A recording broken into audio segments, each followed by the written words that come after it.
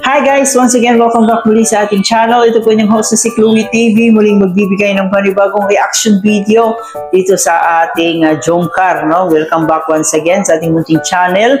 And bago natin simulan ang ating reaction video, huwag kalimutan mag-subscribe sa ating channel. Paki-like and share na rin itong video para i-recommend pa tayo ni YouTube. At higit sa lahat, palagi nating suportahan ang nag-iisang ama ng Kalingap na si Kuya Bar Santos Matubang, Ate Edna Vlog and Kalingap Rob. Nandiyan po ang ating K-Boys, Kalingap Partners, mga charity vloggers sa Pilipinas na tumutulong sa ating mga kababayang mahihirap. Suportahan po natin sila at ang aking makasamang Kalingap reactors. Suportahan po natin sila. Siyempre guys, itong si Kalingap Jomar, suportahan natin. Baka hindi pa kayo nakapag-subscribe. So at least, no, malapit na po siya sa 250,000 subscribers. Kaya ayan, subscribe na po kayo.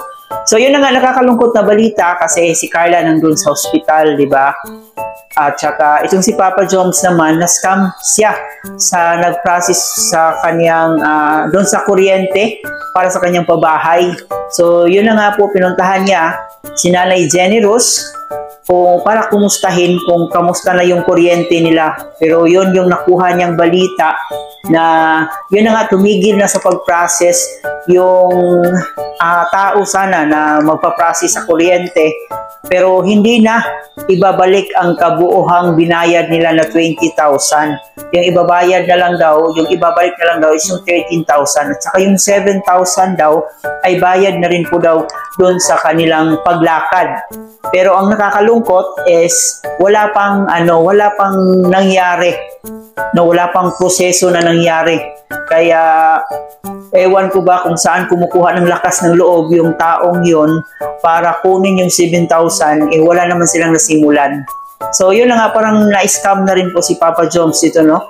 Tinitik advantage nila itong si Kalingap Jomar, kasi sabi pa nga daw ay si Kalingap Jomar isang vlogger naman ito, tsaka siguro nasa isip nila na may maraming pera, pero hindi nila alam kung gaano pinaghihirapan ni Kalingap Jomar yung pera na yon para pantulong dito sa pabahay ni Nanay Jenny Rose. Yun nga po, actually di ko po alam kung anong nangyari, pero ang sabi daw po is hindi daw po naasikaso po yung sa kuryente. Tapos, yung 20K po na binigay po namin is 13,000 na lang daw po yung ibabalik. So yung 7K parang hindi na nila ibabalik kasi daw ito daw po yung kabayaran sa kanilang pasiunang proseso.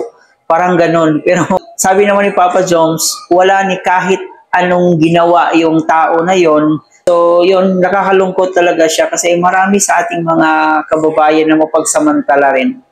Yung 7K daw po is bayad daw po sa servisyo nila na ginawa. Pero bayad sa servisyo na ginawa nila pero wala naman silang ginawa. Paano nangyari yun? So, I don't think, ewan ko, sabihin niyo po mga kalingap, kung kailangan ko po bang kunin po yung buong 20K or ipaubayan na po natin. Kasi hindi rin po, kasi ano yun eh. Kasi, kumbaga, wala rin naman nagawa, hindi naman po natapos yung sa kuryente. So, kung walang nagawa guys, may karapatan talaga si Papa Joms na kunin yung 20,000, yung buong 20,000. Diba? So, ang kapal naman ng mukha ng tao na yun. No, kukunin nila yung 7,000 kung wala naman silang nagawa. Abay, matindi yan. No, pwede ba yan? Dapat sa mga ganitong tao, dapat sampulan talaga, sampahan ng reklamo para magtanda. Kasi parang siguro tinitingnan nila na mapera itong si Papa Joms. Tinitingnan nila na, ay okay, kayang-kaya lang natin itong lukuhin. So parang yun yung iniisip nila. So, parang magbaback to zero po ulit kami. Hanap na lang po kasi may siguro ng ano. Sige po. Bala na po. Gawin na lang po namin ng paraan po kung paano din. Di ba?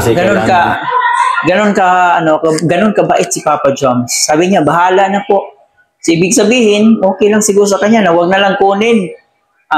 Kumbaga, sa Bisaya pa, tapla na lang niya. Kukuha na lang siya ng panibagong maglalabas na lang siya ng panibagong pera para sa pangkuryente. Kasi base po sa sinabi ni Nanay Generous, parang hindi rin sure kung ibibigay talaga yung 13,000. No, kasi sabi ni Nanay Generous, parang ano lang, staggered yung pagbayad sa 13,000. So, malabo talagang mangyari kung babayaran talaga sila dun sa 13,000. Nila ginagawa yung tamang serbisyo sa kanilang mga kliyente. Tapos ang ano pa, napakalaki pa mag-demand, napakarami pang i-demand, tapos ganyan lang yung mangyayari, di ba?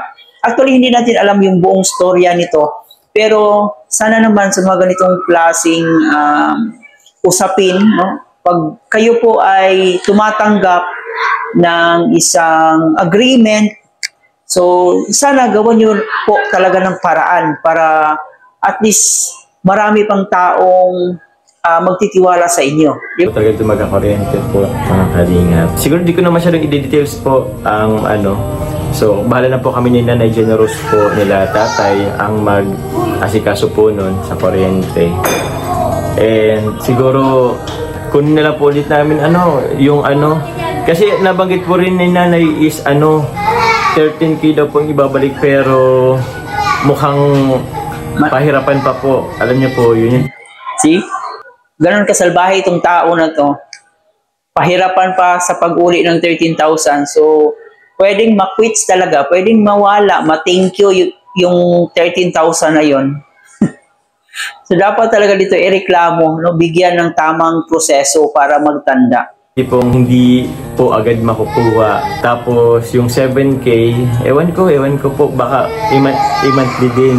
Ay, and talaga, may mga problema po along the way.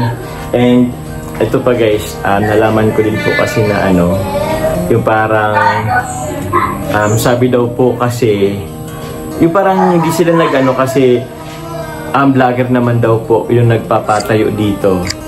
So medyo po ako doon kahit papano. Yung isip po nila, yung mindset nila, parang vlogger naman po ang ipapatayo, inisip po nila, yung thinking nila is maraming pera. So, parang ganun, yung tipong tinatake advantage. Parang ganun po ang parang ganun po ang naisip ko guys. Tinatake advantage po tayo. Ako naman po guys, hindi madaling pagtrabuhan ng pera. Kasi bukod sa ako nagpapabahay, rin po, bukod sa ako po ang gumagastos, may kasama po akong gumagastos din dito. Yun na nga po yung mga sponsor din. So, yun. Actually po, pasalamat ako sa mga sponsor. Kahit papano, yung mabigat na pagpapabahay, magastos na pagpapabahay, kahit papano po, nababawasan po.